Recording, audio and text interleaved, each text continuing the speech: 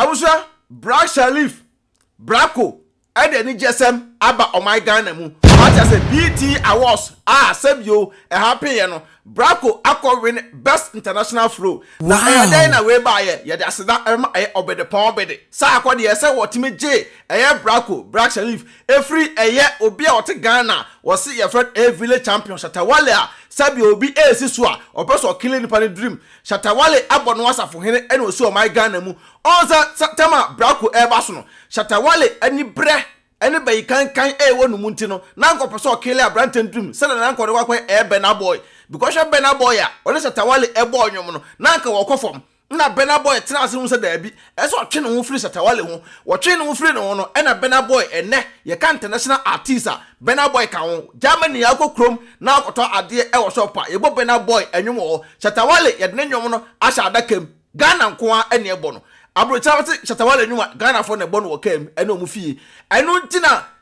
Brad Shalif eba no Bena boy hunu se adepapa bi wonu mu nti se wa ama amagye no amfiri sabi Shatta Wale nsem na Shatta Wale ne Bena boy akan se Brad Shalif ko yanwom a abranten dream ni nyina yede ahye enu ntina enne wo hwa Bracco sa akode eka kire ne se sabi oye international Bracco intebebem en abam because sa best international flow no sa akode di kan de egeto ho na ogeto ho na ese sabi obi so ba ebeto aso ena Brad Shalif ene osua sa akode anamontuo papa sa akode bre no ho ase no ena na nyankopon ena duru akwakoje edaba oban Ghana mu Shatta Wale etwo esu eye cobra abusa edin adwepan aka enkratam King Kong aka Fufokin aka Bema Enfa na Iranim Enyefom aka Mutwana Omatiem Mr No Pressure wudi macha pressure be de be fawo na safre Mr International Man ye kasa kire wiase no na bi muso kasa kire monamfo make am tap send e amount tap edwumade ku a omaso ya sena person send this guy efra mono na ko Ghana tap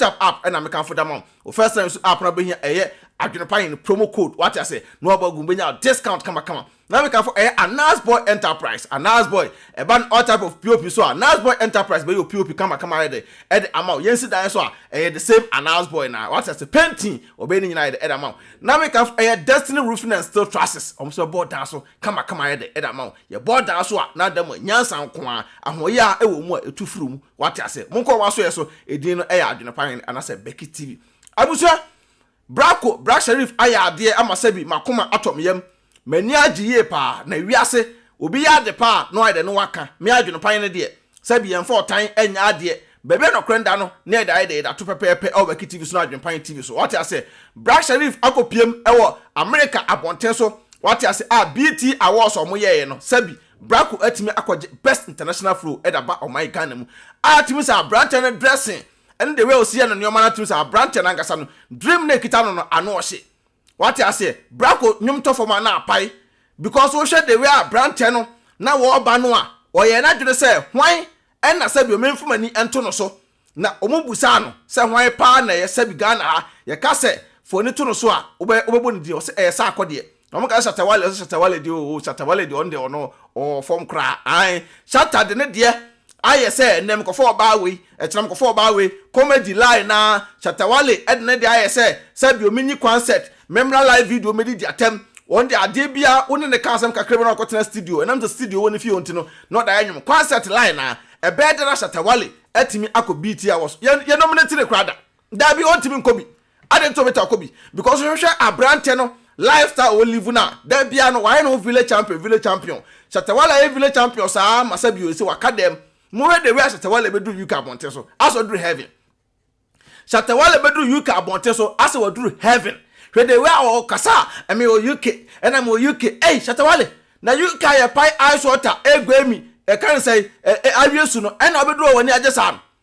and me ba UK na UK for jeje me so da bi o omo na wo ba no a omo jeje wo so no omo na omaje holidays so because a program na abaye to say go for na abaye program no omaje holidays nti no e so omo jeje wo so what I say sa pepe bra Germany na bebe akoko ba krompo no unya bi because obi a busy obi a ward e bo ne bra hwe de we Brad Shalif atoto no nioma the way Branton e ba ya just short time o Branton e na nto fom e share ni pe mu ye serious unhunu se sa akode abetena bonten se ono wo bonyum no obetena bonta be live video abegunu ho anim asese Shatta Wale Shatta Wale live nyina ye se ne fans Shatta Wale na bra body in life ayes na fans for Jimmy Nkwa because Shatta Wale fans for no omo entimi ensu anyansa ehunu se sabio ye nipa na odi anim no o Jimmy enti ese yeso e etu enfo dabi adomu ni ma no se why video ato ne aba na edi watem me Shatta Wale fans for me bu mu nyina Jimmy for to oba na be di matem a enkam coat na kam shirt because asa mutena se na musu anyansa ehunu se nipa na ye leader no se enyum na bebo a ese timi push no international enye village wonko a sa na won ka no enye Ghana wonko a ena so Shatta Wale etena ase na ni ji wo Ghana wonko a wo so Shatta Wale enam se bi nkurase bia wonumu ene no wa bia enkoye na abrabo mu ntino Shatta Wale etimi furu plane adwenpahene ebo no tuja adwenpahene ma ne pressure kakra bi otimi furu plane medu UK no hwe de way obi heavy sabi wo krampo na ebia won furu kada abe furu plane abedo abrochire no won behave say Shatta Wale hwe your upcoming artist dodo na etu kwan ebe abrochire yi ebi m kwa America bi m ba Germany ya what ya say Australia and Canada na sefo omon brage say Shatta Wale Shatta Wale nko ade bedu UK ye nto nyoma frɛ no ye hwe say Shatta Wale aba UK na me UK am UK nkrase bia Shatta Wale abrochire abedu ye nyana na ate Ghana na say abrochire nya ba bia na UK crowd po de ho nyefu UK crumpo de Shatta Wale ho mpo na wani agisei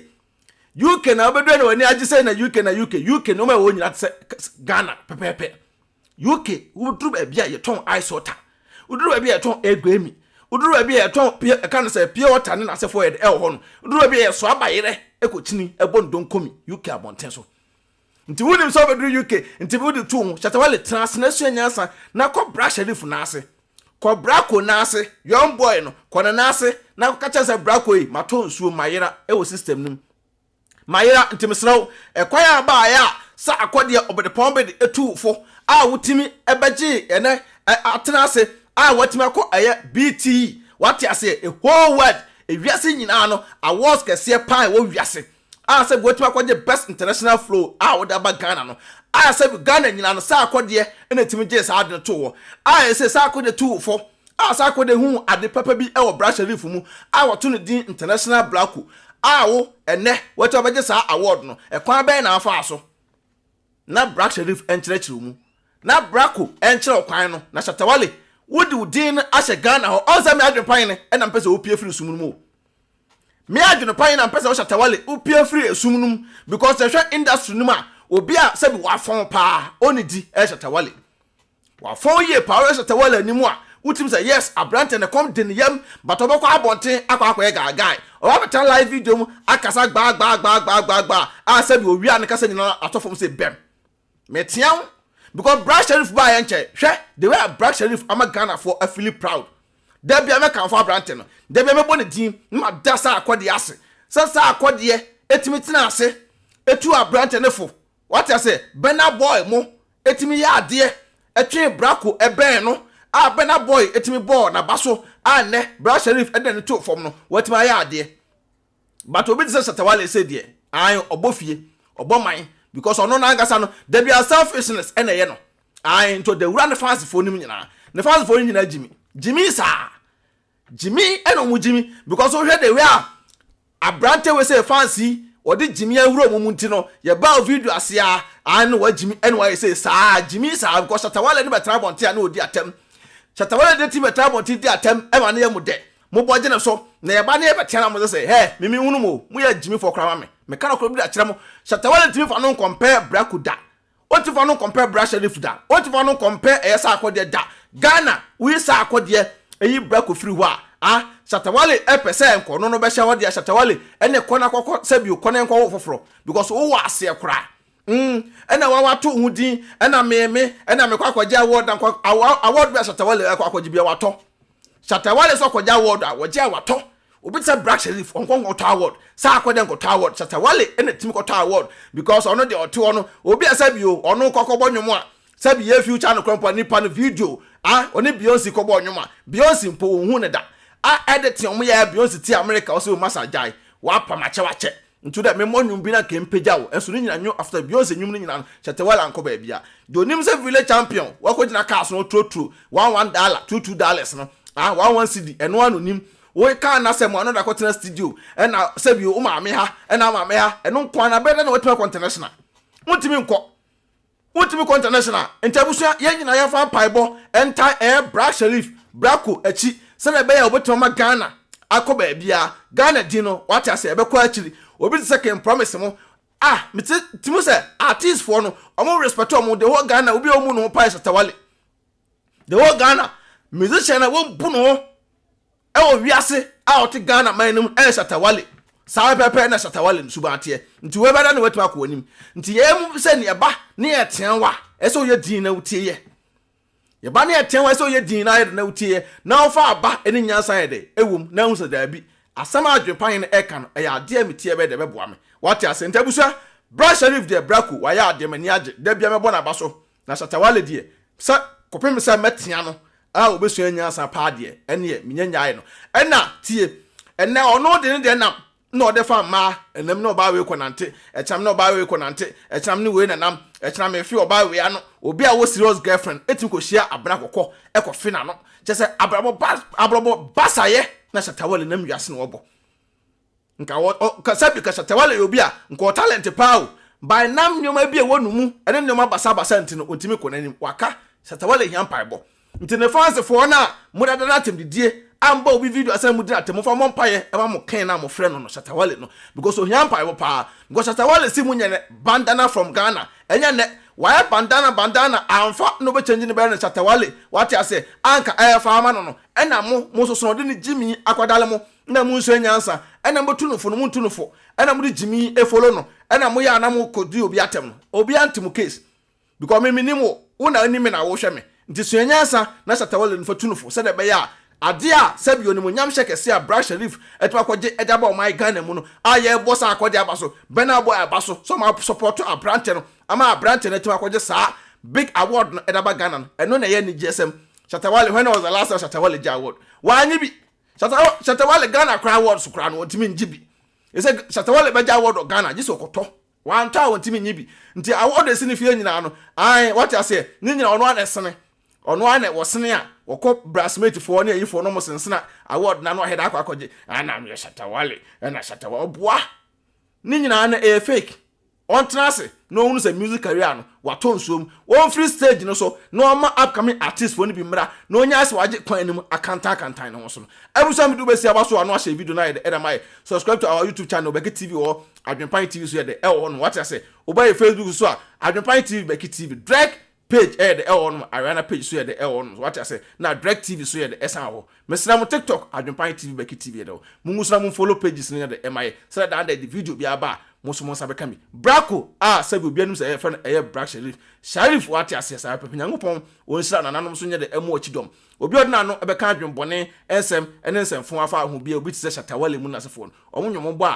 uti ade channel refi peace out. Odo, mi kokroma ba o. Namba to ko edo he ma. Mi wo fa bie mo se me send ni ska wo Ghana. Ma me na so wo fa send ni ska ni kwa so kokrom. Na me ye ne den. Tina fi na send e. E kwa be to na me. Me announce tap nka. Dia. Tap send. Na no so ye dia. Apo aba obi ada no dugu no phone so. Na wo dey register the send ska kofi. Ayente na hwe.